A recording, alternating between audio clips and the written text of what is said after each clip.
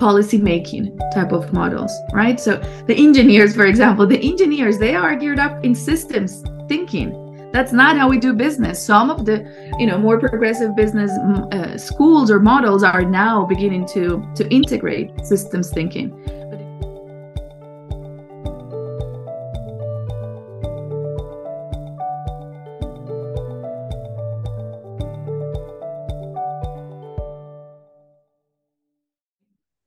It was a natural move for me from private sector to now realizing that because there's everything to be done, there is nothing more fulfilling than working this out with the doers, with the organizations, with the students, and with universities that would also have to adapt themselves. And this change is not going to be easy because there is no real incentive in the education system to change or self-disrupt in the short term. But we have identified three key levers of change in where collectively, if we were to push systems like education, it could really move the needle. And their incentives are, corporate demand, rankings, and the students' demands.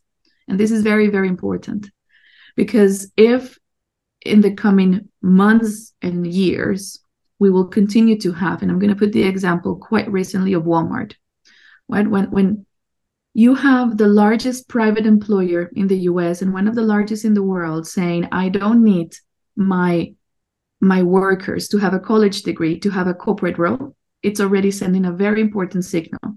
It's saying to the education system, look, you are not adapting fast enough. I need to upskill my own workforce. If I have 100,000 employees or 500,000 employees, I need to upskill all of them. They can't just go all back and forth to MIT, to Harvard, or to whichever university they have nearby, right? So the way we are learning and relearning is changing. The ways that we need to meet the people that are doing or working right now in organizations, we have to find them there and help them on that transition. So what is happening with the education system? Yes, the universities and any sort of education is changing in terms of the content, the format, and the speed as to which they need to respond to give new tools and new frameworks for all of us. And this is not just about sustainability or AI or geopolitics. It's a bit about everything, right? So this is just about, in this transition, what do we need to do differently? And one of those, I think it's about interdependencies. We have been learned in silos. Actually, how we operate in corporations is also in silos.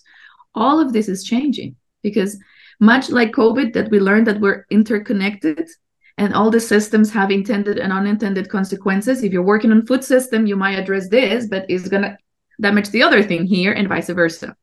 So when we realize that, there is so much interdependencies, then maybe a low-hanging opportunity and a critical one that some of us have been strongly advocating externally is to think like engineers or policy making type of models, right? So the engineers, for example, they are geared up in systems thinking. That's not how we do business. Some of the, more progressive business schools or models are now beginning to integrate systems thinking. But it is my understanding that it is only West Point Academy, the military academy in the US, that really enables system thinking across their different curriculum. So that is a ginormous opportunity because if you are a university, and I use quite often the example of Africa, if you are in Africa and you have a group of universities that also need to adapt very quickly, but you have less resources than other traditional universities in other regions.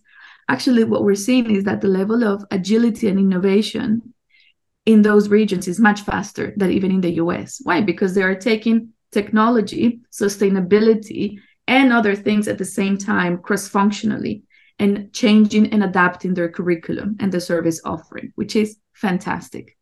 So these limited resources have enabled them to actually be more agile. And we're taking note because Europe, for example, they've done a lot of progress in adapting their curriculums with climate, which is very good, but is much more than that.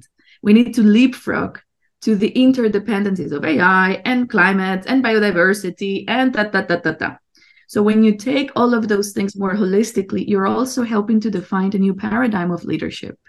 because our leaders are overexposed and they're undereducated to all of those things. So our decision makers are also saying, look, I need help, because you have the need of, from a CEO, C-suite member, non-executive board member, they are all asking for the same. I need to understand a little bit in order to be dangerous, but I know I'm not an expert, and that is okay. I don't think we're all expected to be experts on anything at this point. I think it is going to be a mix between changing the way we learn and how we are exposed to things, but also how we're going to just incredibly agile in adapting and learning and switching from one thing to the other, and having a very big framework on what really is the output that we're intending from this. So from an education perspective, I am quite fascinated, because there's just so many opportunities. There's the opportunity, of course, to help the education institutions to self-disrupt so they can respond in a much more agile way to the corporate demands, to student demands. And also because the traditional way of externally validating success from a university is, do you find your job? And if yes, how much do you earn? Those are pretty much the two indicators. Imagine if we were to add another one, right? Of, hey, am I moving the needle and driving impact on any of these things? Yes and no. That indicator, clearly standardized for everyone, would also help the student to make the adequate decision as to which university to go. Am I going to a university that is giving me the option to study sustainability, or a university that considers that sustainability and other things are an absolutely critical part of my learning?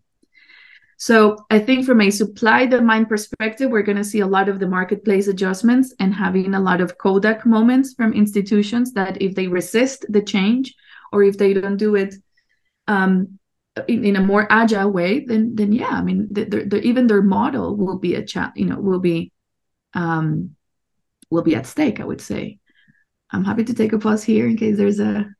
Sure. Well, first thing, you brought the issue of system thinking, and thank you for your kudos to the engineering career. There are very few people which recognize us, so I'm so happy to hear, Vivi, that you I have nothing but respect for engineers. If I confess, Manuel, I have always tried for someone in my team to be an engineer, because there's capabilities that I don't have that all of you guys have, and I say that with a lot of love and respect. And thank you. And really, we are taught to be system thinkers, but what we should be taught now, and as you know, I'm also part-time working with Cornell, for instance, as an instructor for adult education, and I have sustainability students in my class, is transdisciplinary, not cross-disciplinary. Because if I sit across as an engineer across a biologist, we have two totally different languages. If I sit with an economist, I call it feedback, they call it unintended consequence. Well, the two are related, right?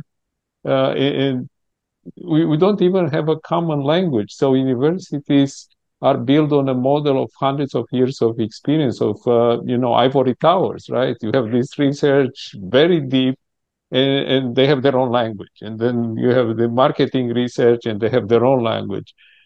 We fail to communicate, and no AI in the world will help us to communicate and translate. So transdisciplinary, it's a thing which we put out at the core of our organization together with Agile. We notice that if people want to take action, they have to be in a small group that is transdisciplinary and agile. Don't try to boil the ocean. Don't try to do 10-year studies. I don't know if you know, but the 4G technology, the 5G technology takes 10 years to build a standard. We can build, 5 more standards in that time. So you brought really very important threads into discussion.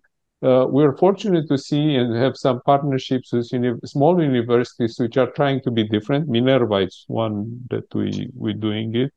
But it's a very small scale. You may be familiar with their program of taking students to different countries. You learn culture by seeing it and by doing it. Mm-hmm. It's not by ordering on Amazon, a T-shirt from Chile, It's by seeing it how it's done. And I think that's an important step. Can it scale? I'll leave it to, people that control the funds of the universities. I'm not sure the model is scalable. But as this discussion go, really a lot of ESG funding uh, gauges the impact investment, green bonds, and so on. Do you see a flow back to universities to this? There are significant amount of money. We've seen amounts from few $1 trillion to about $56 trillion of total assets under management going to impact investment. And if the universities do not connect to this, they have also financial problems. Yeah. No, and then look, we're seeing a lot of this change being forced to them with student activism or corporations pushing. And I think we've seen good examples in Barcelona, quite recently here in NYU, and with other topics, we can sense universities also on the verge as to how to manage all of these complexities and how to adapt and give responses to those solutions. And it's going to take a while. I think in the short term, we are all just going to, like a puzzle, put the pieces of what is missing and sort of self-adapt. I think also with the digital tools in place, there is a lot of knowledge out there that anyone, thankfully, I mean, if you have access to computer and internet, even if you're in the middle of Kenya, you could still access a lot of information and a lot of online free available courses on pretty much everything. So that's another good news is that, the person does not have a limitation to go to certain places to access knowledge. But my concern with the Kodak moment for universities is that a lot of this is already happening in corporations and other organizations, right? And if you see, for example, consultancy groups, and rightly so, they are expanding models. Your question was around system dynamics. The first thing is that we need to train the trainers. We need to train the trainers because there's not enough people with the skills of this to help us learn and to therefore expand this. And I mentioned the consultancy model because I think there's one that I'm keeping an eye on, which I think it's very good, where you have MIT, let's say Bain, and Russell Reynolds, one of the leaders of executive hiring, because they understand what their clients need. They're partnering with one of the leading universities in the world, especially in systems dynamic, but with a partner that has the capacity to reach at scale in the different locations of the organization those content. So I think that's a good example on how the market is kind of accommodating the need with the supply demand, but we also know that there's not enough of teachers.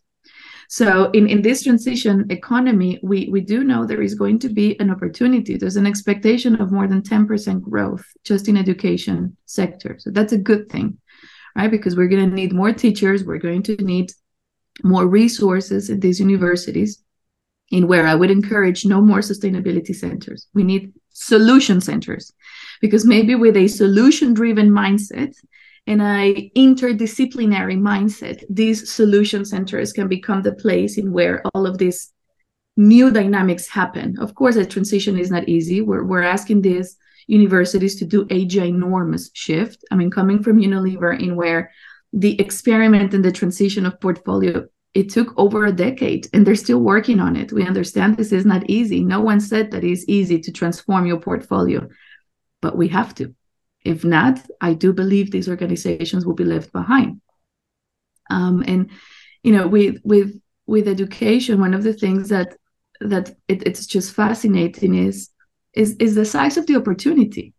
Because if education is a critical vehicle for all of this and is so underrepresented in a lot of the places in where we discuss development, then that in itself is a ginormous opportunity.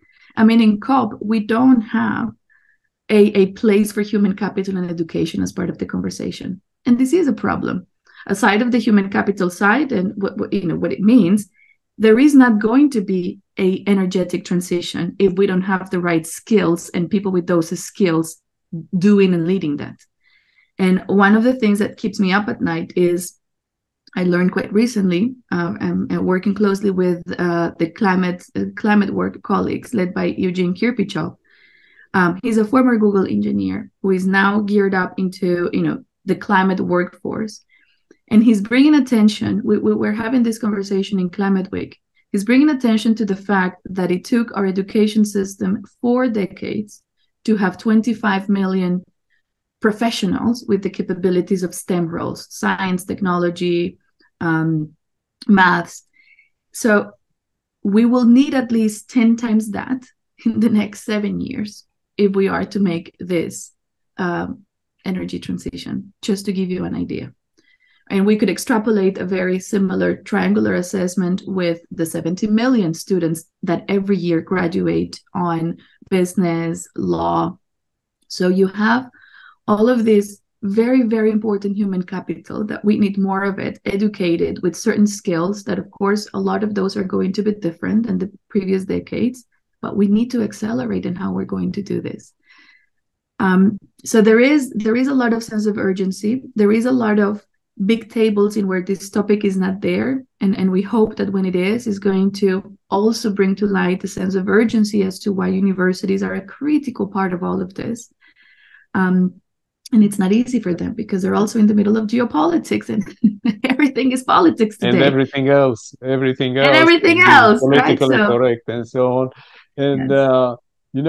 I definitely will invite you back for a focused discussion on how to transform the universities, because it's so much to be said. And one thing I picked up from your themes, it's acceleration. But I think we are in a period where we have years, not decades, and half centuries to produce the right talent and to grow it. So that will be the topic for our next conversation, and I'll let maybe Isabella have a quick closing question, and hopefully we can have you soon back. Thank you, Manuel. Yeah, Vivi, I guess we'll just, summarize all the great tips that you mentioned throughout the conversation. You kind of give out here and there, everywhere, the key takeaways. So what would be your recommendations, advice for people who, are inspired to get into such topic, to pursue a career or get another education? Skill learning? Well, first, we are in a decade in where everything needs to be reassessed. So that's an opportunity. I want to also live the spirit of positive and this stubborn positiveness movement. I really, really like it. We have to be stubborn in the sense of there's everything to be done. 2, there's no better investment in life than education and traveling. I think that's just my personal view.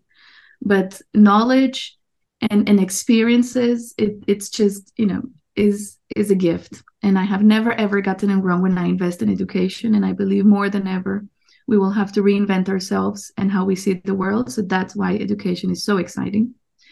3, and this is especially for the students, we can't wait for universities and systems to change. There is really a curiosity path just by us really trying to understand what is it that we need to see by pieces and learn and unlearn. It can be quite overwhelming to see all the things that we don't know and we want to understand. I know it's paralyzing, and now with AI, it's not easier either. But I think there's so much out there that when you just try to go by pieces, there is a lot that we can learn already just in our houses, and that is something that we didn't have before.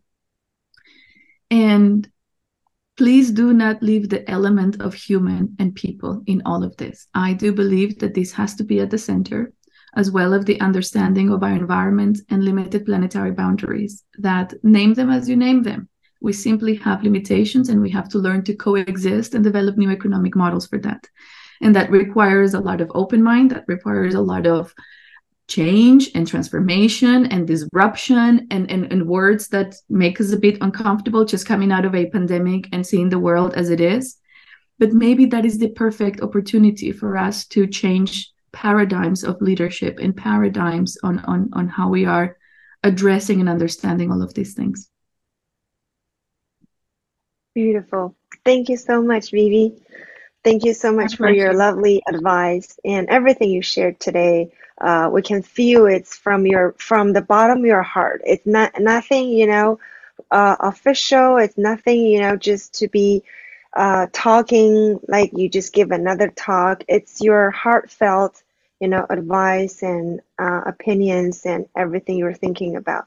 Yeah, really appreciate the conversation today, and thank you all for tuning in. Make sure joining us every week for a new episode of AKFI's Actionable ESG Talk series, where you can gain new perspective on how to mitigate risk and create value by integrating ESG and digital transformation. Until next week, goodbye from myself, Manuel, and Vivi. Ciao, Thank ciao. you, Vivi. Ciao, ciao. Have you back soon. Ciao. Okay, my pleasure. Have a great day.